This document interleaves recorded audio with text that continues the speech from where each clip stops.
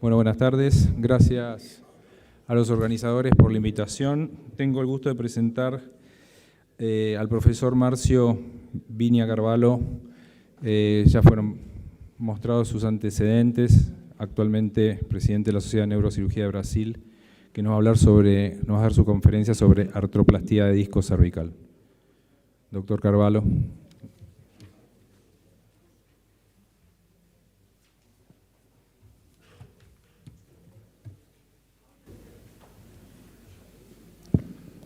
Boas tardes. Gostaria de, primeiramente, agradecer o convite. Vou tentar falar um pouquinho sobre artroplastia discal. Pelo primeiro assunto que foi colocado, a gente que tem mais de 30 anos de formação, a gente viu que evoluiu muito.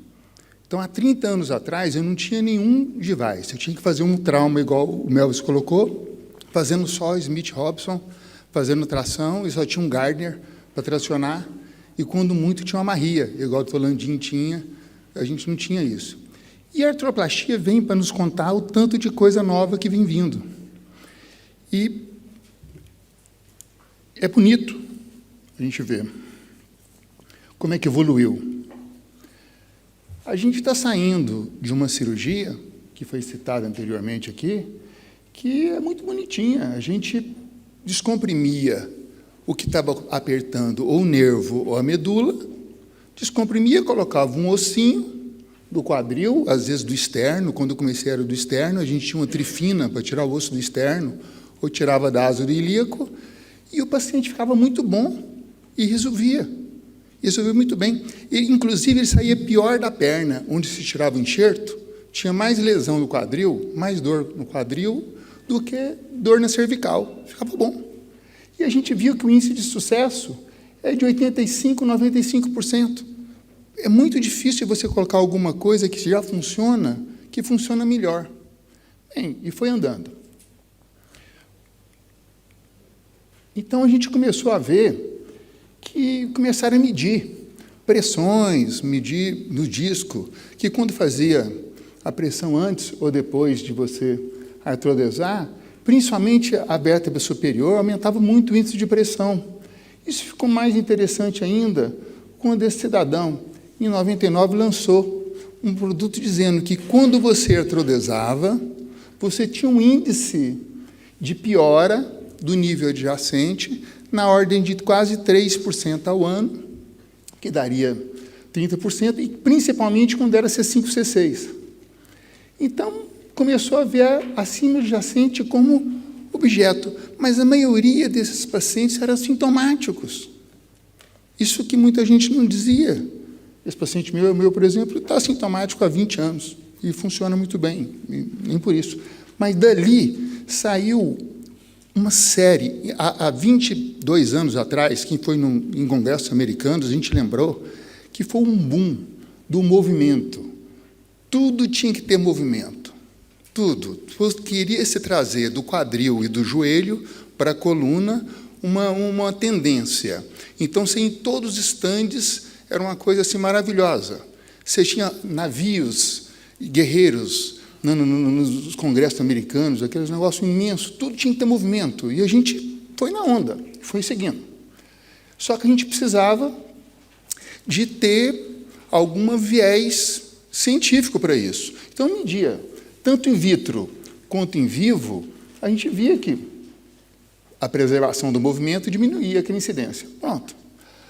A ideia de movimento, ela não começou lá, tá? A ideia as esferas de Fresson são bem famosas, a gente via desde a década de 60, que não funcionou, os resultados foram horríveis, mas tanto é que a ideia é antiga. E qual que seria a possível solução para aquela doença adjacente? Vamos colocar alguma coisa para mobilizar. Ótimo. E os estudos foram vindo, e olha só, quando a gente começou, na década de 80, que tinha os primeiros espaçadores, os primeiros dispositivos, devices, para a coluna, a gente via que os parafusos não tinham nem trava. Eles saíam tudo. Quando o paciente começava a mexer muito, e dava uma artrite, olha a grossura, aquele era quase 2 milímetros, dava disfagia, disfonia, uma série de complicações. E a própria empresa maior, ela demorou, de 1980, só foi aprovar no FDA em 2007. Olha o tanto de geração que teve para chegar na última. Imagina o tanto de engenharia, o tanto de estudo biomecânico que foi realizado no mundo inteiro na busca de novas soluções. Então, isso é muita engenharia, é muito estudo, é muita computação, é realmente muito bonito, tem vários estudos sobre isso. E o negócio ficou tão bonito que foi capa da revista. Literalmente, em 2005, o Brian, quem lembra do Brian, o Brian, para você colocar, era uma cirurgia estereotáxica. Para você colocar um disco artificial, o Brian, tinha mais ou menos 30 passos, em que você tinha que drilar a placa lateral, e se você não colocasse ele bem certinho, dava. E é interessante, se a gente notar bem na foto da capa, a gente já vai ver que no Brian lá, já tinha um pouquinho de ossificação na frente, na capa da revista de 2005. Então, a gente já via. E várias empresas com vários devices que foram colocando. Bem, as principais indicações, a gente está citando o FDA aqui, que quando aprovou, que é 1 ou 2 níveis, radiculopatia intratável, com mielopatia, a mesma de hernia de disco que a gente sempre tratou, ou por hernia de disco, ou por uma espondilose leve, gente, né? com pouco osteófito, não é uma coisa muito grande, e que a gente vê que a perda de altura discal, que não tinha muita perca, e que já, nessa indicação, que já não tivesse doença adjacente já presente. Obviamente, depois da falha do tratamento clínico. As contraindicações. O inferno do cirurgião de coluna é aquela primeira linha ali, dor axial cervical. Isso não tem remédio, gente. Isso é muito ruim de tratar. Qualquer que seja a pessoa, é um desafio para a medicina. A dor cervical não tem indicação de artroplastia, como é uma dificuldade do nosso dia a dia. Quem trata sabe. Doenças cervicais anteriores são contraindicações do FDA. A gente vê que depois tem as doenças híbridas. Instabilidade. Obviamente, você tem um trauma igual aquele que foi mostrado anteriormente, não faz sentido. Osteofibrose severa. Um disco muito baixo. Você já não tem movimento, já tem menos de 3 milímetros de altura. Você vai colocar um movimento onde não tem movimento? Não tem sentido. Né? Degeneração facetária grave. Deformidade cifótica. O paciente tem deformidade, já não é para colocar artroplastia. O corpo vertebral já defeituoso, seja um Klippel, seja uma osteoporose, seja algum tipo de doença prévia que ele já o tenha, não vai mexer com isso. E, finalmente, e não menos importante, a osteoporose. Porque a osteoporose ela não dá só em vozinho, todo mundo nós já sabemos. A osteoporose secundária ao uso de anticonvulsivante, que a gente vê muito na neurocirurgia, ao uso de corticoterapia em doenças reumatológicas, é muito comum isso. Qual foi o outcome? Bem, aí começaram a estudar e viram que a doença adjacente já não passou a ser mais o foco. Seria ser o quê? Seria que o negócio ficou tão bom, tão arrumadinho, em que a gente viu que os follow-ups começaram a melhorar. Melhoraram por quê? Porque melhorou o acesso cirúrgico. Se tem uma coisa que o disco artificial veio para ficar, foi um instrumental cirúrgico.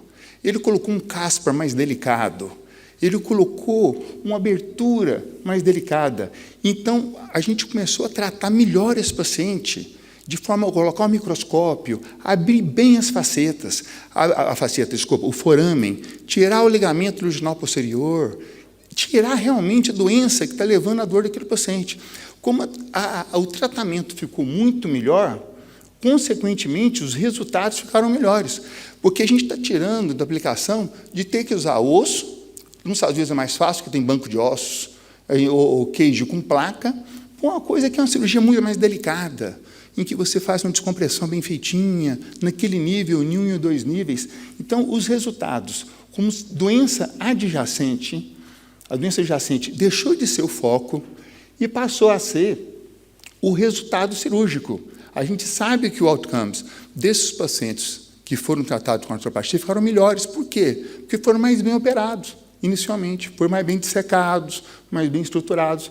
Então, todas as escalas nos trabalhos mais recentes mostram que quem fez artroplastia, principalmente, evitou uma segunda cirurgia menos bem menos, 4,7 para 16,6 de quem fez a artrodese básica que a gente fazia.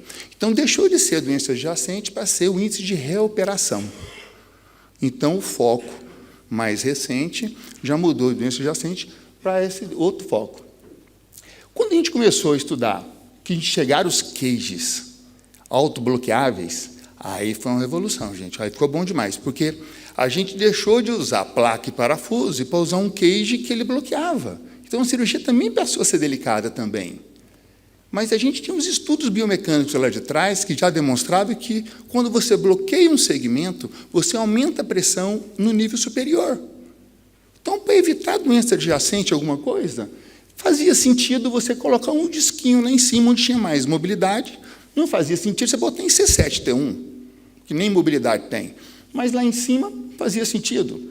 Então, a gente viu que sistemas híbridos, em que se você tivesse disponibilidade, obviamente, no seu serviço daquele device, você poderia tratar, e as meta-análises demonstraram que os sistemas híbridos também tinham uma indicação. E trabalhos foram vindo, e a maioria dos trabalhos pegavam um viés de pouco tempo de pós-operatório. E a gente começou a ver que melhorou demais. E aí, agora, a gente começou a ver os estudos de doença secundária. Então, a gente sabe que qualquer que seja o índice de desabilidade de dor cervical, eles foram melhorando. Todos os estudos de meta-análise mais recentes melhoraram porque melhorou a técnica cirúrgica. Bem, mas as complicações vêm, né? Principalmente porque quem não respeita a técnica lá inicial. Você começa a colocar em nível adjacente, em que você já tem um paciente com rigidez, com um aumento da tensão lá em cima. Evita. A gente tem que ter alguns princípios para a gente ajudar a complicar. O primeiro é quem tem pescoço curto. Se você não consegue visualizar aquela lesão, não consegue ver a mobilidade, não consegue tratar. Tem gente que é formador de osso. Tem gente que tem aquele tipo doença de Forestier, que começa a crescer osso demais, você vai botar uma prótese nesse paciente, ele vai piorar. E tem paciente que tem uma má qualidade óssea e, no caso, má qualidade técnica também de quem vai operar. Então, a gente vê a disfagia. Esses aqui são os dados do FDA de complicações básicas no site do FDA. Então, a gente tem degeneração adjacente e a ossificação heterotópica passou a ser o foco de quem começou a usar muito disco artificial. E essa ossificação, ela começou a ver e começou a aumentar mais. E, inclusive, essa ossificação, ela começou a diminuir em quem usava o disco, mas elas começaram a piorar lá na frente, que a gente vai ver lá nos trabalhos mais recentes. A reoperação passou a ser hoje o foco, que quem usa artroplastia cervical reopera-se menos do que quem fez a artrodese. Já começou a tratar desse paciente o índice de reoperação também que ficou bem. E essas ossificações heterotópicas, até a classificação que começou em 2006, ela voltou à tona agora, porque passou a ser o foco. E esse foco ficou tão importante que em 2021, na Suécia, que é um país em que economicamente é melhor do que os nossos, eles fizeram o seguinte: vamos pegar 84 pacientes e vamos tratar igual. Você vai descomprimir, vai fazer como se... Você não sabe o que vai usar. É duplo cego, randomizado. E, na hora que você acabar de descomprimir, abre o envelope. Ou você usa o queijo ou você usa o disco. E fizeram isso. O que aconteceu? Em 5 anos, 92% deu ossificação heterotópica. E 71% severa. A única coisa que eles conseguiram analisar é isso aí. Então, ou seja, quando você faz um estudo bem feito, a gente sabe, obviamente, que lá não está se usando mais artroplastia. Então, as complicações, elas hoje têm essa tendência. A gente sabe que os pacientes que têm a artroplastia como opção, em que você tem essa opção, em pacientes bem selecionados, eles têm muito melhor resultado. Mas por que tem bom resultado? Porque tem algumas coisinhas que a gente não pode esquecer. Primeiro, é que é diferente de uma cirurgia de artrodese. Já começa no posicionamento do paciente. Não é igual, você não vai fazer um overstration, você não vai querer abrir demais o espaço, você vai colocar em posição neutra, você vai colocar um dispositivo que tem que manter ele na posição mais neutra possível. Então, não adianta você fazer, você não vai conseguir fazer a disposição, porque quando você colocar... A segunda coisa é definir bem a linha média. Olha lá outro caso, você colocou ele errado, o end plate da cervical, ela precisa ter linha média. Então, é um dispositivo que não permite, não é para iniciante. Se não sabe descomprimir, não vai mexer com isso. Vai dar problema. E muita dor de um disco artificial é pior do que a do cage, porque o cage trava, pronto, para de doer. Então, você vai botar um cage que, se não for para seguir as regras que têm que ser feitas, não faça, que é melhor não fazer. Então, se você colocar em overstretch, como é que você vai colocar aqueles pins paralelos? Você não consegue. O paciente vai estar angulado. Então, você vai estar criando uma dificuldade de colocar o plate. E a maioria daqueles devices, eles têm quilhas, que você tem que fazer uma osteotomia na massa lateral. Então, vai dar problema. Se você não coloca na posição neutra, não coloca bem na linha média, não coloca os pins bem paralelo, olha como é que é. E o mais importante, isso qualquer um, isso é o beabá, mas parece simples, mas é o que é menos feito. O que a gente vê no dia a dia, eu faço muita reoperação, é gente que coloca o cage, eu coloco o implante sem descomprimir e sem tirar o ligamento. É melhor não fazer. Se você não vê bem onde você está de um lado e do outro, abre bem, então é uma cirurgia mais delicada. Tem que ver, tem que tirar o ligamento. Não tirou, depois eu tenho a foto de livro para mostrar, mas se você bem em linha média e o ligamento bem exposto, tirado ele e ver se não tem hérnia migrada, se não tem nada. Finalmente, nós vamos agora ver, para ossificação, o que o pessoal tem usado? Voltou há 30 anos atrás. Então, hoje estão usando anti-inflamatório, porque a gente dá um overstretching e dá muita cervicalgia pós a artroplastia cervical. Então, tem gente que usa de 2 a 6 semanas, depois de bem colocadinho, bem na linha média, e tem gente que usa até 6 semanas de anti-inflamatório para tentar evitar ossificação heterotópica. Então, o uso do anti-inflamatório não tem nem ainda evidência de se é 2, 3, 4. Voltou a usar o colar cervical. O colar cervical usava quando usava Cloward lá atrás. Você fazia um Cloward, botava um colar cervical. Hoje voltou, tem gente usando. Então, restrição. Tinha gente que botava um disco artificial e liberava para dirigir com 2 semanas. Hoje já estão demorando mais tempo para diminuir essa ossificação. Então, para a gente fechar um pouquinho, qual que seria aquela indicação mais favorável? Um nível só, uma hérnia em disco focal, com radiculopatia, de um lado só, um paciente bem jovem, com a faceta normal, que não tenha alterações degenerativas na coluna. Pô, esse é o melhor dos mundos. E tem muito paciente assim. Tem muito paciente assim. Não precisa da gente fazer. Então, a maioria dos estudos, a gente tem que, só para a gente ter uma análise crítica para a gente terminar, a gente sabe que a maioria dos estudos foi baseado na indústria porque alguém tem que pagar a conta. E quem tem estrutura hoje de bioengenharia para poder estudar isso é a indústria. Então, a gente precisou dos dados de indústria e a gente tem que usar isso a nosso favor. Então, a gente precisa de outcomes maiores, mais de 2 níveis. Eu não vejo nem sentido, porque os cases ficaram tão bons. Eu não sei porque o pessoal quer investir nisso. A gente vai fazer um nível, a gente pode até questionar, mas mais do que isso é complicado. Então, a gente precisa de estudos mais longos. Mesmo sabendo que começou a ser estudado em 1980, os estudos estão ficando cada dia melhores para a gente estudar. Então, a gente está saindo de uma técnica que resolve de 80% a 90% dos pacientes para outra técnica que também resolve, inclusive, dá um índice de recuperação melhor. Então, é uma boa alternativa. A gente tem que lembrar como se fosse o nosso martelo mesmo, né? Que a gente tem um martelo e que a gente é mais uma ferramenta no nosso box de ferramentas, que está disponível, uma coisa que, em casos bem selecionados, eu acho que tem lugar, sim, para a gente usar. Né? É só...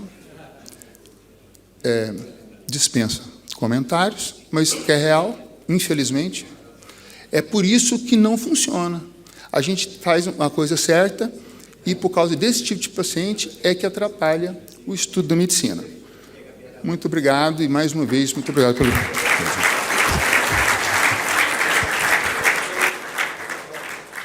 Preguntas para el doctor Carvalho. Doctor Ramírez, por favor. Muy buena su presentación, doctor. Quisiera preguntarle si, a propósito, también aquí está el doctor Berna, referente a los deportistas jóvenes de contacto, como por ejemplo el rugby, si tendría alguna indicación de artroplastía. Muito boa sua pergunta. E os primeiros casos de artroplastia que eu fiz foi em atleta. Eu trabalho com atletas de alto desempenho e principalmente judocas que fazem judô e futebol. A primeira indicação foi para militar. O Brian, ele foi indicado pelo Exército Americano, o West Army, para fazer em um nível para o soldado voltar para o campo de batalha em 30 dias. Então, os SEALs, a indicação em hérnia no Exército Americano era fazer em um nível. Disso, eu tirei os atletas de alto desempenho, futebol americano e rugby. Então, a gente viu nos trabalhos lá fora, utilizou-se isso. Só que a gente começou a estudar esses pacientes e não sabia se a degeneração adjacente tardia era pelo excesso de exercícios, porque os atletas, eles não são pessoas normais. Ele tem uma degeneração muito mais rápida do que a população normal. A gente não sabia se a doença adjacente, 5, 6 anos depois, era pelo uso do device, e tem vários trabalhos sobre esses atletas de alto desempenho, em que o questionamento é, não se sabe a razão, se é porque eles treinaram demais ou se colocaram isso, mas eles retornam à atividade muito rápida, e eles precisam do dinheiro, então em 2 anos eles estão trabalhando bem. Depois, só Deus. Pergunta muito interessante. Sí, nosotros, doctor Ramírez, Gustavo, siempre nos vimos muy estimulados con la artroplastía discal en pacientes jóvenes, pero el rugby no es un deporte de contacto, es un deporte de colisión. Hoy por hoy, no solo que hemos descartado las prótesis cervicales en deportistas de colisión, sino que ni siquiera usamos cajas autosustentables, injerto de cresta y placa con los tornillos más largos que el cuerpo tolere. Es un deporte de colisión, no estamos de acuerdo con las artroplastías en deportistas de alto impacto. Exactamente, porque justamente tengo un colega en uno de los lugares donde me desempeño, que es especialista miembro superior, creo que ustedes lo conocen, al doctor Maquieira, y me consultó porque lo estaban por operar al yerno, que juega al rugby profesional en Estados Unidos, y le habían ofrecido una artroplastía. Entonces yo le dije, mira, de acuerdo a la experiencia que hay a nivel internacional y sobre todo que hemos tenido la posibilidad acá de tener a un especialista fundamentalmente en rugbyers, francés, no sé si te acordás, no me acuerdo el apellido ahora, en un controversia lo tuvimos. Exacto, el doctor Bernard.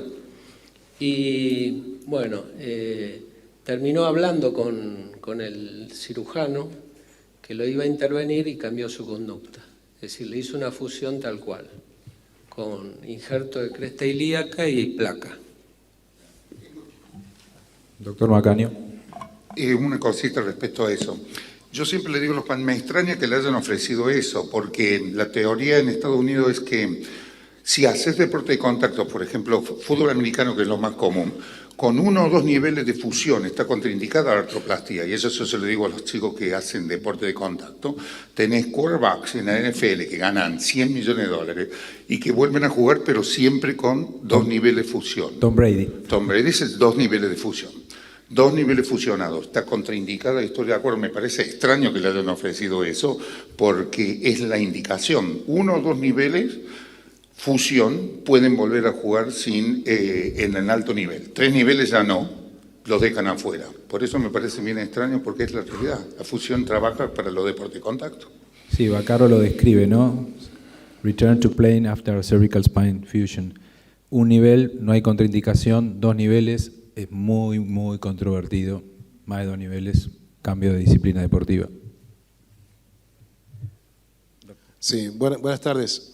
¿Qué grado de fusión ha tenido usted en forma... Acá, para el expositor. ¿Qué grado, digamos, de fusiones espontáneas usted ha tenido en las artroplastías discales cervicales? En los casos que he podido operar, yo he tenido muchos que después, con el transcurso de los meses, han hecho fusiones espontáneas. Y evidentemente se pierde el objetivo, que es preservar la movilidad del segmento. ¿Usted ha tenido ese tipo de experiencia y más o menos en qué porcentaje lo ha tenido? Eu tenho, há 20 anos atrás, quando foi lançado o Prodisc, que a gente fazia artroplastia lombar, aí fizeram o Prodisc cervical, que chegou no Brasil há uns 20 anos, a gente usou, começou a utilizar, mas tinha um problema muito sério, que era a quilha era muito alta e quebrava a vértebra, o Prodisc cervical. Depois, demorou a chegar, começou antes do Anvisa, a gente tem no Brasil, foi liberado para uso de artroplastia 2, 3 anos atrás só, em um nível. No Brasil não se pode usar mais do que um nível. Então só libera em um nível e só foi liberado há 3 anos atrás. Antes da Anvisa, que é o FDA lá do Brasil, surgir, a gente usou lá atrás, uns 20 anos, muitos pacientes. O que eu tenho visto foi o meu acompanhamento, que eu ficava nos Estados Unidos ou na Alemanha, em que a gente acompanhou os pacientes de PCM, quando foi lançado o PCM, que depois parou de se usar, que dava muito, saía muito. O Brian, na fase de lançamento do Brian, a gente usou durante uns 5 anos, depois parou de usar porque saiu de linha. E o Prestige, que chegou, e depois o XRT, que foi na frente. Então, e são tantas diferenças de disco, a gente usou nesses 20 anos, que cada dia mais eu uso menos. Eu tenho utilizado só naqueles casos de um nível, em casos bem selecionados, porque os cases ficaram muito bons. Os cases ficaram muito bons, mas assim, a gente vai deixar de ter opção. Os pacientes estão operando cada dia mais jovens, estão vivendo cada dia mais tempo. Será que lá na frente a gente fizer uma fusão, não vai degenerar o nível de cima? Se a gente pode fazer uma artroplastia em pacientes bem selecionados? Essa opção eu sempre deixei ela em aberto. Eu tenho utilizado, eu tenho uns 300 pacientes operados de artroplastia só, não é muito, comparado com os grandes, sem 35 anos de experiência, então foi muito pouco. Então não é o dia a dia. Meu dia a dia é cage, bloqueável hoje, ou seria, que é a minha primeira opção, normalmente. Mas em casos bem selecionados, está como uma opção. No sé si hay alguna pregunta más, si no pasamos Sí, Víctor. Buenas tardes, doctor. Siguiendo un poco la misma línea, quiero preguntar una cosa, Víctor. Sí, perdón. Perdóname. Un poco porque varias veces ya se habló hoy volvimos a hablarlo del tema de qué deporte se deja hacer con un nivel, 2 niveles, etc. Entonces le quiero hacer un poco 2 preguntas. ¿Hasta cuántos reemplazos discales usted tolera o realiza? ¿Y qué deportes le deja hacer a los pacientes según 1, 2 o no sé hasta cuándo usted hace reemplazos discales? ¿Y qué deporte le permitiría hacer más en países tan futboleros como los nuestros, en donde lo dejo jugar al fútbol, pero le digo que no cabecee? Nós somos muito parecidos, o Brasil e a Argentina, porque a gente tem um problema financeiro. Essas próteses são em dólar, são caras. Então, se o seguro está pagando, independente de, às vezes, algum seguro internacional paga 2, 3 níveis. E eu só faço no superior. Eu gosto muito de construção híbrida. Se eu tiver que fazer, eu faço nos níveis inferiores, artrodese, com cage, bloqueável, com dissecção do mesmo jeito e coloco no nível superior. No máximo, assim, eu fiz alguns casos lá atrás, mas nos últimos anos não tenho feito mais de um nível. Faço no máximo um nível, que é o que está aprovado. Assim, tem muito colega meu de Portugal, a gente conhece bem que em Portugal o preço do cage é o mesmo do disco. Então ele pode usar quantos quiserem. Então ele tem usado 2, 3, 4 níveis. Então eu vejo isso em Porto, eu tenho visto isso lá e assim, eu não consigo transpor para o meu serviço. É até difícil para mim explicar para os residentes por que eu estou fazendo aquilo. Porque igual aquele slide que eu mostrei, é difícil de explicar, mas tem gente fazendo. Mas assim, eu não tenho explicação do ponto de vista técnico e nem embasamento científico para poder propor isso para o paciente. Buenas tardes, doctor. ¿Qué deporte le hace hacer? ¿Qué deporte le propone? Que no sean deportes de colisión. Claro.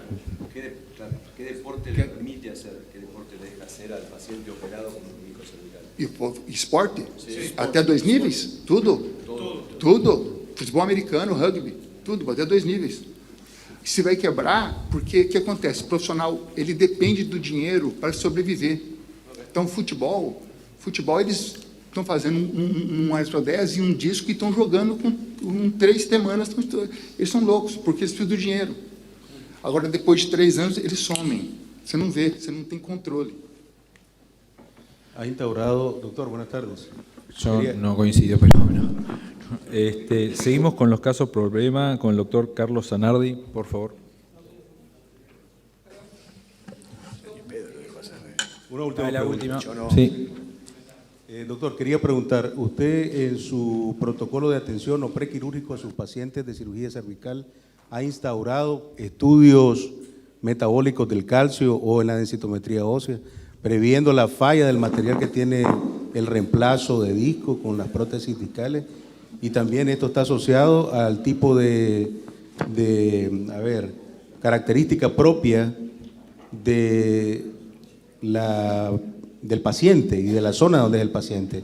Por ejemplo, tenemos nosotros acá, entre más el sur, tenemos más deficiencia de vitamina D y tenemos problemas con el calcio. Y en la zona norte, para Estados Unidos, otra zona, tenemos otras características propias en su densitometría.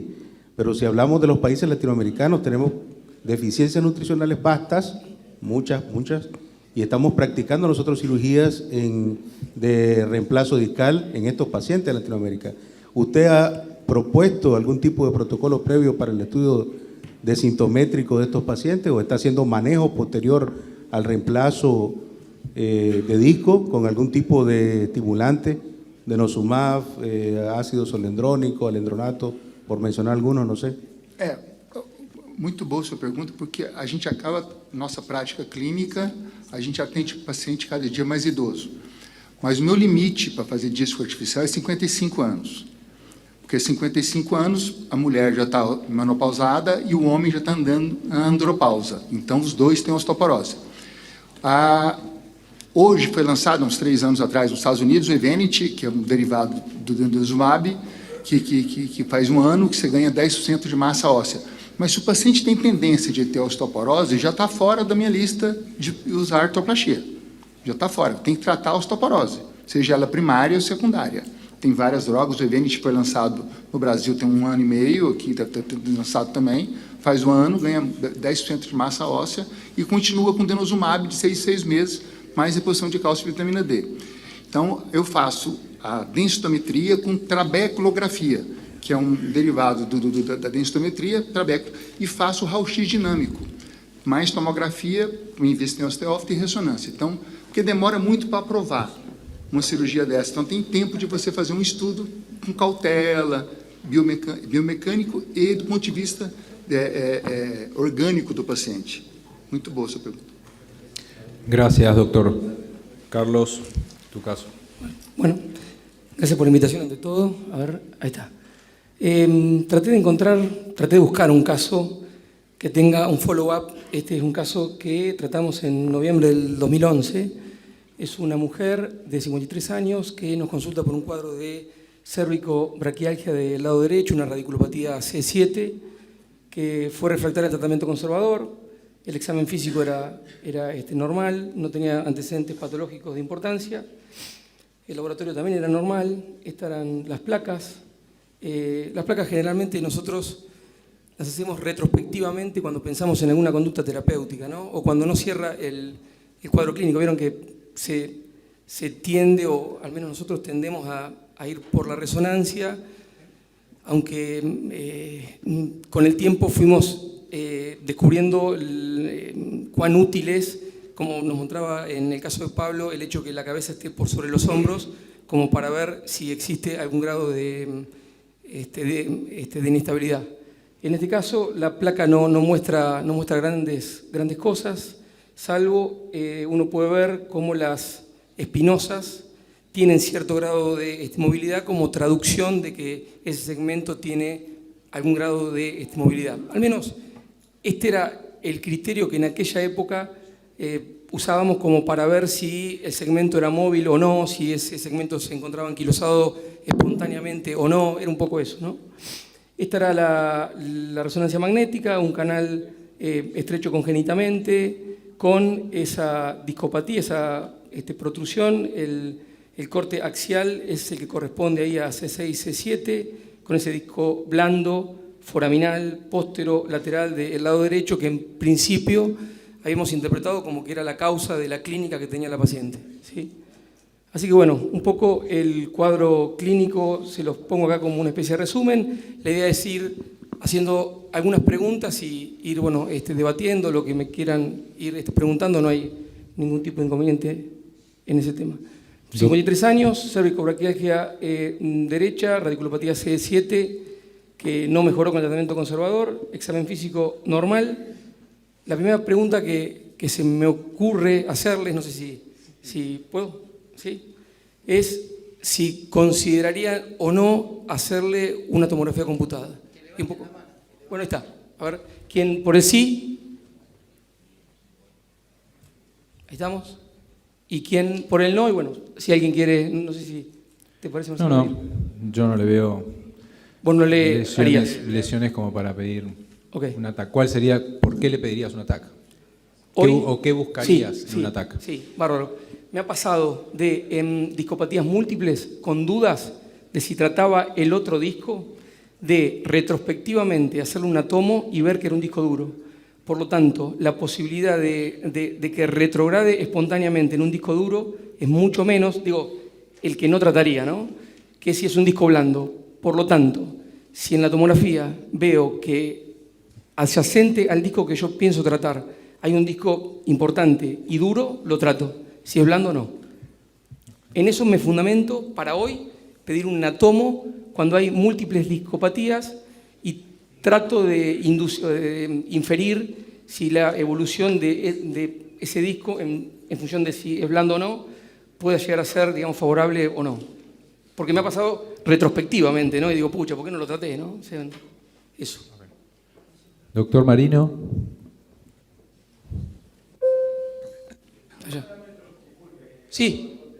¿Qué parámetros tomás para decidir que es un disco duro o un disco blando? En la tomografía, ¿qué es lo que buscas? Que se vean osteofitos en la topografía de la protrusión del disco en el corte sagital. Que haya, hay veces que uno ve el disco negro y ese disco negro es como una fibrosis, ¿no? Todavía no está lo duro. Creo que eso tiene más tendencia a que retrograde espontáneamente que cuando hay un osteofito que lo ve un tanto más difícil, ¿no? Aunque hemos visto que en la laminoplastia, en los abordajes indirectos, hay veces que el aumento en la pulsatilidad del líquido cefalorraquídeo hace, ¿no?, de la remodelación del canal. Pero en este caso uno no lo logra porque no aumenta la amplitud del canal, ¿no? Porque va por el anterior.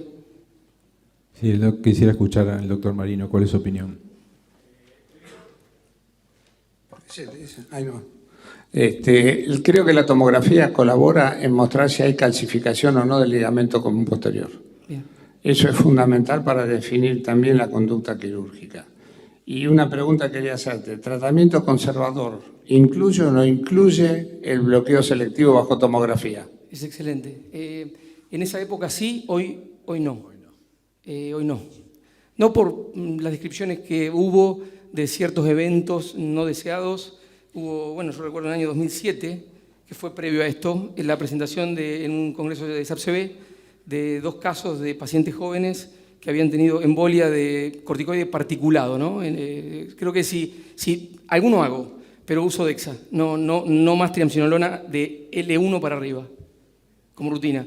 La FDA lo prohibió, no se pueden hacer bloqueos con corticoides particulares en Estados Unidos.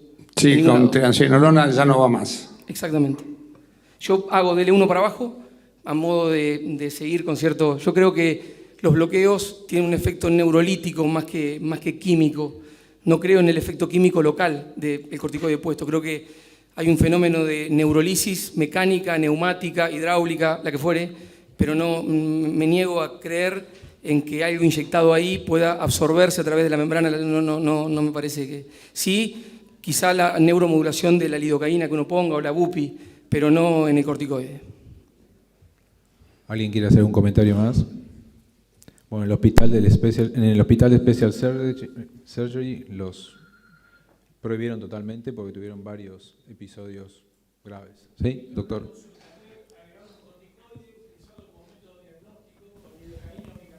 Sí, es...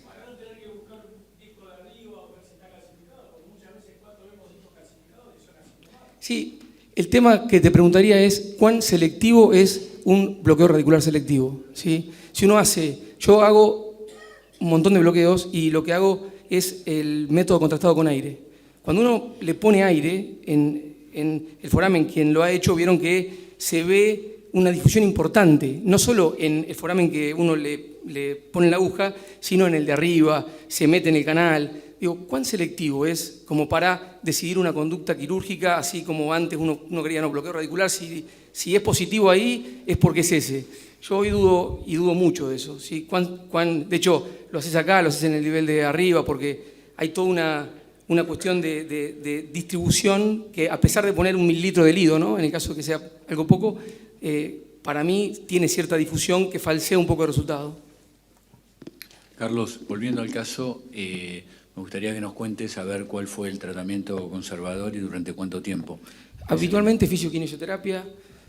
Nosotros tenemos hoy más desarrollado que en aquella época un equipo de osteópatas, de kinesiólogos convencionales que tratan de evaluar. Yo creo que la mejor forma de tratar esto no es operándolo. Si no mejoran es donde uno piensa en una cirugía. Pero para mí la evolución natural de la patología degenerativa todavía no la emulamos como cirujanos. Creo que siempre voy por lo conservador y ahí lo discutimos, ¿sí? Es fisioquinesioterapia, pero bueno, no hay mucha ciencia en eso. No, la pregunta es porque en este caso en particular, por lo menos en la imagen y en la sintomatología, no se ve un caso, digamos, demasiado severo. Sí. Las 3 semanas de collar, Carlos, ¿no? Sí, 3 semanas, sí. 3 semanas. Sí. Eso entra dentro del protocolo como antiinflamatorio, sería, ¿no? Como para que no siga rozando ahí. Sí. Yo creo que todos coincidimos en que lo mejor es no operar, ¿sí? Estos casos, ¿no? Pero bueno, cuando sigue con dolor, a pesar de, es donde viene un poco esa disquisición entre hacia dónde seguimos. La otra pregunta que se me ocurrió fue si, en este caso, un poco entrando en el tema, en línea con lo que nos había mostrado el doctor, considerarían hacer una cirugía que conserve el movimiento o una artrodesis. ¿Y por qué no? Obvio. Doctor Macaño, quiero opinar sobre el caso. ¿Usted le haría una fusión, una técnica de no fusión? Dos cosas. Primero, hablando en NYU, está totalmente contraindicado las inyecciones como hablamos antes. Estábamos hablando, no las hacemos más. Tenemos mucho cuidado con la tomografía. Hay un gran auge con la cantidad de radiación. Muestren gente joven. Se piden casos realmente específicos. Lo otro es qué hace con el otro nivel y depende del paciente. Yo siempre le digo al paciente, no hacemos tanto estudio a ver cómo está el otro disco, vamos más que nada al disco que es patológico. 1 o 2 niveles no me cambia mucho, los puedo incluir. El otro nivel le digo al paciente, bueno, en el futuro se puede poner peor, pero si a un paciente joven no le voy a hacer 3 niveles de entrada. Tenés mayor cantidad de complicaciones, más laboriosa la cirugía. Es mucho más fácil hoy hacer con standalone cases o el otro nivel en el futuro, le ganas 2, 3, 4, 5 años y soy mucho más conservador con eso. Si no, le tenés que hacer 4 niveles a todos los pacientes que tienen hernia de disco.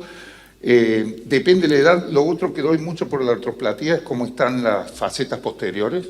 Si las facetas, tengo muchos pacientes, hay un auge muy grande en artroplastia, sobre todo con neurocirujanos en Estados Unidos que le ponen disc replacement para todo, absolutamente para todo, y tengo muchos pacientes que andan mal, más que nada que no tienen dolor axial. Si le hace artroplastia sin fusión, por lo menos un nivel, no hay tanta diferencia entre uno y otro. Y todo lo otro depende también qué le voy a hacer de acuerdo no hacemos este tipo de cirugías más que nada por dolor axial, sino más que nada por compromiso neurológico. Depende del paciente, depende de las facetas. Si tengo que hacerle un nivel, no me vuelvo muy loco con hacerle una fusión. Está muy en discusión ahora también el precio de la artroplastia. Es gigante, es enorme. NYU ahora prohibió el Mobi-C. lo reemplaza porque el costo del New Basic, el nuevo, lo han bajado a la mitad, nos están dejando usar ese, pero cada vez está más difícil por el tema y a un nivel no hay grandes diferencias en literatura, así que tenés que evaluar. Un paciente de 53 años que tenga un dolor axial y que tenga unas facetas posteriores, le hago una fusión, sin ningún tipo de miedo. Hay un caso que tiene notoriedad pública que muestra el doctor Dan Ryu al respecto de un luchador de UFC que él opera con una artroplastía. A propósito de lo que se hablaba recién, y de hecho, si lo buscan por YouTube, Phillips, no me acuerdo el apellido, él cuenta su experiencia y en una clase que da Dan Ryu en Seattle Foundation, ahora hace muy poco, un par de meses, habla de la utilidad de la artroplastía casualmente en los deportistas de impacto.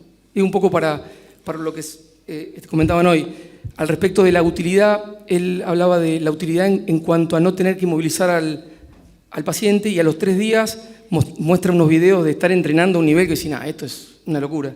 Pero bueno, por ahí lo has visto allá, ¿no? De esa línea. No sé si es una línea que... Yo te cuento un caso muy específico que tengo. Tengo un monstruo que llega de Ucrania. Me viene a ver, los músculos saliendo de acá, peleador profesional. Quiere volver a trabajar lo más rápido posible. Le digo, mira, tenés que esperar por lo menos una semana. Es un desastre el disco. Le hago una fusión. Y el tipo a la semana empezó a entrenar de nuevo. Con dolor, con todo lo que sea, y no tuvo ningún problema. Me odia porque todavía tiene dolor, porque va al gimnasio como un monstruo, los músculos de acá, cada vez que entra es de terror, 2 metros de alto, pelado, pero está peleando. Entonces el tema de la fusión tampoco dice que no vas a poder volver a hacerlo rápido si tratas el dolor o tratas el espasmo muscular, pueden volver bastante rápido la práctica deportiva también, bastante rápido. Bien. Yo creo que, yo creo que en este caso nosotros también hemos aprendido, cuando por lo menos en lo personal, y comparto con muchos de los colegas amigos que están acá, cuando nosotros recibimos la artroplastía siempre hay un entusiasmo, ¿no? Y hacer todo lo que se pueda. Yo me acuerdo de la historia del Brian, ¿no? Con esas 18, no sé qué... Pasos, 18 steps. Era bastante... Y operamos unos cuantos, pero bueno. Pero yo creo que hoy por hoy, si yo analizo este caso, estoy de acuerdo con todo lo que dijo el doctor McCann, ¿no? Pero no sé si no me inclino por la fusión, porque es una paciente de 53 años que ya tiene algunas discopatías degenerativas, con algunas protrusiones, más allá de su sitio problema que la lleva a la consulta. Y también es cierto que a nosotros nos pasa el alto costo de la artroplastía, pero más allá de eso, yo creo que en este caso, si tuviera que recurrir a la cirugía, no sé si no indicaría ¿no? En estos momentos una fusión. Y al respecto de cajas autosustentables versus cajas con placa, porque eso también es un tema que uno muchas veces ve, la emulación entre la inestabilidad degenerativa y la inestabilidad traumática. Bueno, es una pregunta, digamos, así abierta. Yo veo que hay muchas veces que se emula la inestabilidad traumática, donde creo que la placa es indiscutible, con la inestabilidad degenerativa. En un paciente que por ahí tiene un T1 slope no tan alto, ¿cuál es?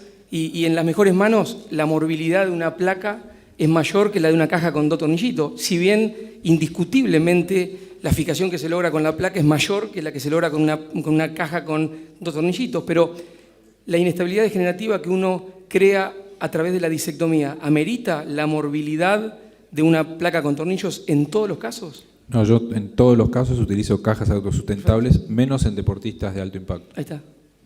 En mi caso. Tenés en cuenta el T1 slope, porque en patología lumbosacra, la incidencia pélvica alta, sabemos que es un factor de alto estrés en la chanela lumbosacra y tratamos de ir con todo ahí, ¿no? Lo mismo sería cuando el T1 slope está muy pronunciado porque hay una hipercifosis torácica. Ahí te cambia la elección en caso de que sean 2 o más discos por vía anterior. Bueno, el tema fundamental para mí es qué tipo de caja autosustentable. Porque tenés cajas autosustentables que son totalmente planas y realmente ahí vos no estás modificando absolutamente nada de lo que es el balance sagital de ese raquis cervical. Tratamos de que sean como mínimo de 6 grados. Bien. Si no son, es decir, si son de 4 grados, 3 grados, por supuesto, ahí está, también está el factor económico, ¿no? Porque las placas nacionales o las de titanio, hay muy pocas que tengan 6 grados o más. Claro.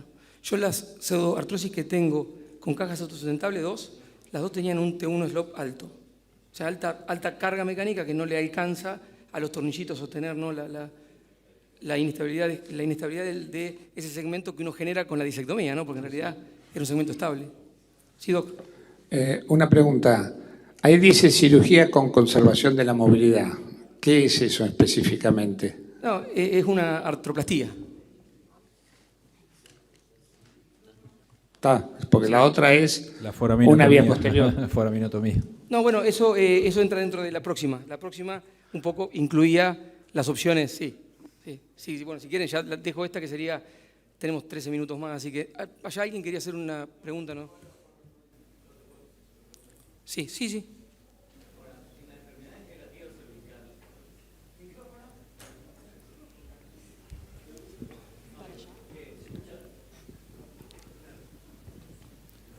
Digo, en la enfermedad degenerativa cervical, ¿qué porcentaje está reservado para la artroplastía? Porque cada vez tenemos que afinar más el lápiz para elegir el paciente para hacer una artroplastía. Y ahora, a un solo nivel, que es el que mejor resultado tiene. Entonces, la mayoría estamos con la artrodesis o con cage o con placa y cage con sustituto si alguien coloca, o con injerto de cresta. Entonces, mi pregunta es, ¿qué porcentajes le dedicamos a la artroplastía dentro de la enfermedad degenerativa cervical, doctor?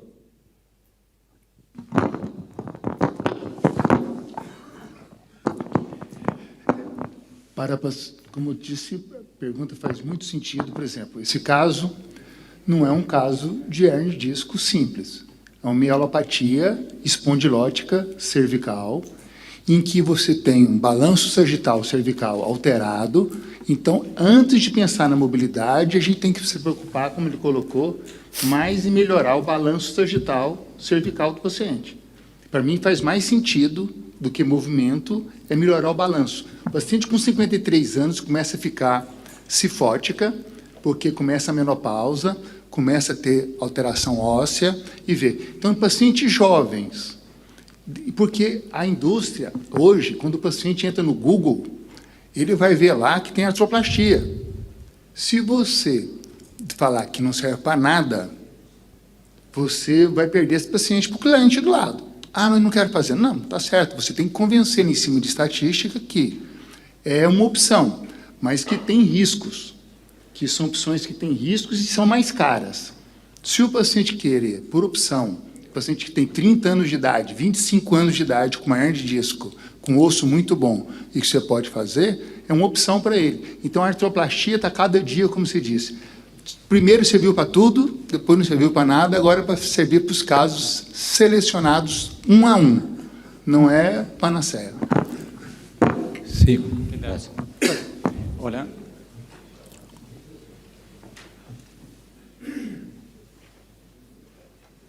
Hola, ¿qué tal? Soy Matías Petracchi del Hospital Italiano.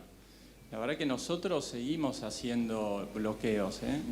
No dejamos de hacerlo, nada más que tenemos en cuenta qué corticoides, los que no son particulados, obviamente, pero sí se sigue utilizando. En cuanto a los tratamientos que mencionaron, la mayoría de las veces que tenemos que hacer una disectomía por vía anterior, hacemos artrodesis con caja autosustentable en estos casos. Pero consideramos, como dijo el doctor Marino, siempre que hay una radiculopatía y una hernia posterolateral, una foraminotomía como la cirugía, te diría, más de competencia con respecto a hacer una artrodesis por vía anterior. O sea, lo tenemos mucho en cuenta si vamos a hacer una foraminotomía o una artrodesis de un nivel por vía anterior. ¿Y por qué crees que se está contraindicando a nivel mundial el hecho de que el bloqueo es algo peligroso, que puede generar algún tipo de cambios en la conducta de la morfología de la médula, en cuanto a su función, a nivel vascular y demás. Te pregunto porque es controversial. Esto es un curso de controversia. La idea es, no estamos todos de acuerdo con todo, entonces la idea es ver si se puede controvertir. ¿Por qué crees que el mundo está intentando evitar hacer bloqueos? Absorción masiva del fármaco, procesos isquémicos relacionados con la vascularización de arteria espinal anterior, no sé, o posterior. Sí, por un lado tenemos la ventaja que lo hacen radiólogos intervencionistas dedicados a eso puntualmente. Obviamente lo que se describe es la embolia por el espesor y las partículas que generan esa isquemia a nivel del tronco, ¿no? Obviamente somos súper cuidadosos, pero tenemos un montón de pacientes que hemos hecho o indicado bloqueos, no es que lo hacemos nosotros. ¿Alguna pregunta más? Tenemos 8 minutos. ¿Vos Nada tenés más. un caso o 2 casos? Uno solo. Okay. Nada más para hablar de los bloqueos, lo que allá en Costa Rica, digamos hace unos 6 meses hacíamos bastantes. Y le contaba a Pablo que hace 2 meses tuvimos una meningitis química por el fármaco, que en realidad fue un diagnóstico de descarte, que obviamente lo que efectuó fue que el equipo quirúrgico perdimos como 8 años de vida, porque el paciente se presentó y no sabíamos qué tenía. Y en la literatura hay como 7 o 8 casos. Yo creo que eso es lo que ha disminuido el uso de los bloqueos a nivel mundial, digamos, haber un procedimiento que se considera poco invasivo con un resultado muchas veces nefasto. Y en ese sentido sí hay que tener mucho cuidado con este tipo de bloqueos, y creo que eso es la causa que haya venido en desuso en muchas partes. ¿No hay más preguntas? Sí que un comentario como panelista acá. Yo creo que la discusión entre placa e injerto y caja autosustentable es una discusión un poco antigua. Es decir, la caja autosustentable es la evolución de la placa y el injerto, por el tema de los síndromes de adición que hacen las placas. Por más que uno ponga placa corta, siempre hay complicaciones en los espacios adyacentes. Entonces yo creo que ya prácticamente, excepto para lo traumático, ya es una discusión antigua. Bien. ¿Todos piensan lo mismo? Dentro de lo controversial, voy a decir controversial, porque yo conozco mucha gente que es muy pro, a pesar de, estoy de acuerdo con lo que usted dice, pero a pesar de todo eso, cuando, por ejemplo, Dan Ryu, cuando ve un dolor cervical en un paciente con un cage autosustentable, le hace una vía posterior y no lo duda, o sea, lo considera como una pseudoartrosis sintomática. Digo, es a tener en cuenta, es alguien que tiene mucha... Ay, tendría que buscarte puntualmente, claro, sí. Pero bueno, es un tema. Yo conozco mucha gente que no usa placas, no usa cajas con autosustentables porque consideran que el grado de inmovilización 3D que eso genera no es el que buscan. Y bueno, siempre está esta discusión, ¿no? Bueno, pero no es inestabilidad traumática, es algo degenerativo.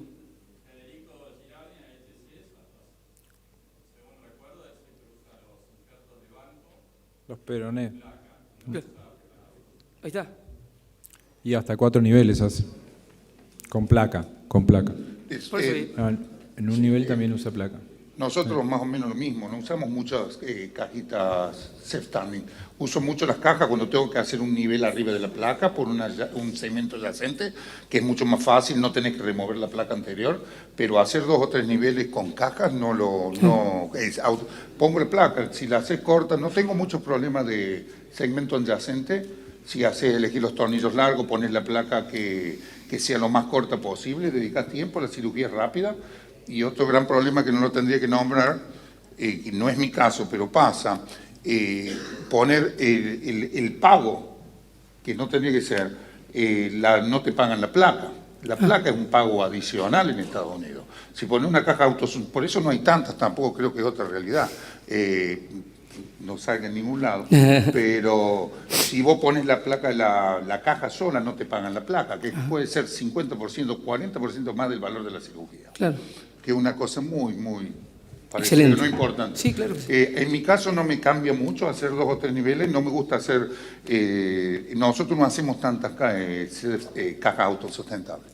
en NYU al menos. Se hace mucho con placa. Hay muchos trabajos que hablan para controvertir con Angelito. Hay muchos trabajos que hablan sobre la disfagia que genera la colocación de una placa, y no solo tiene que ver con la manipulación y demás de la musculatura anterior, sino también con el grosor de la misma. Si has tenido casos, Angelito, de disfagia postquirúrgica, ¿y cómo la resolvés? ¿Sacás la placa, la dejás? Doctor, no puedo tragar. No, a todos los pacientes que yo opero les digo, por 2 o 3 días te va a costar tragar. No hay vuelta, con caja, no placa, que es por el mismo bordaje para poner, te va a costar tragar. Algunos comen asado el primer día, otros les cuesta 2 o 3 días. Las placas que usamos ahora tienen 1 milímetro. Yo no creo que los soft tissues, el manejo de la parte blanda sea distinta de poner una caja sustentable, autosustentable con una placa. No le encuentro mucha diferencia. ¿Utiliza retractores fijos? Yo uso retractores fijos, sí, en todos los casos. Son cirugías un nivel con o sin placa. La placa puede ser 5 minutos más de cirugía máximo. No saco 20 radiografías para ver que esté linda para la radiografía, para mostrar en todos lados, porque sabemos que no tiene ningún sentido. Y son cirugías de 40 minutos por un nivel y no le encuentro mucha diferencia. Yo creo que lo más importante de la disfagia no es la placa. Las placas nuevas que usamos son muy chicas, a menos que la dejé totalmente en el nivel superior afuera, porque tiene los osteofitos, no le saqué los osteofitos y la dejé totalmente anterior, ahí sí te va a generar. Pero si no, no le encuentro diferencia entre una y otra con la disfagia a largo plazo. Y no, nunca tuve que sacar una placa por disfagia, nunca. Yo creo que la disfagia generalmente es algo funcional. Nosotros hemos tenido disfagia y nunca fue porque la placa estaba digamos, tocando. Uno hace una seriada y se ve una alteración en la motilidad del esófago en la correlación cuando pasa, ¿no? Y eso con una adherenciolisis por vía no es toracoscópica, bueno, pero lo hacen los cirujanos generales. Hay uno que lo hace bien, como que rompe esas bridas y le permite que el esófago se mueva, porque es un órgano con una motilidad dinámica, no es que es un tubo rígido que permite que el bolo pase, sino que se mueve en sincronía con el ciclo alimenticio, ¿no? Cuando viene el bolo. ¿Tomás el tiempo de retracción de los separadores? ¿Cuánto tiempo No uso retractores autostáticos nunca. O sea, clavo yo a veces opero solo, me ayuda la instrumentadora y la pongo con un oblicuo, pero hasta 4 niveles, o sea, y bueno, es lo que hay. Creo que eso se traduce en menor tiempo de isquemia, etc. Pero pasa que el que te ayuda te quiere matar, ¿no? O sea, bueno, Pato, lo hemos hecho un montón de veces. Eso. Bueno, mostrarles qué fue lo que hicimos, esto ya lo hemos visto. Hicimos una artroplastía, bueno, era un poco el tema de hoy. Esta era una prótesis que usábamos en aquella época, era de Medicrea, que tenía un núcleo que permitía después una resonancia magnética sin que produjese los artificios que habitualmente el metal sí produce, con lo que se veía perfecto, o sea, se veía re bien y el implante se veía como algo negro ahí, pero no generaba ningún tipo de artificio. Creo que no hay más de esto. De hecho, nosotros hace mucho tiempo que no hacemos artroplastía por una cuestión lógicamente económica, ¿no? Ahí ven cómo se conserva la movilidad de segmentos y ponderamos cómo las espinosas se mueven ante los movimientos del cuello, y esto se prolongó en el tiempo, ¿sí? Acá un poco cómo vemos la diastasis interespinosa en el pre-pos, acá con la extensión, y un poco para terminar algunas cosas que ya le hemos visto, así que nada, muchas gracias.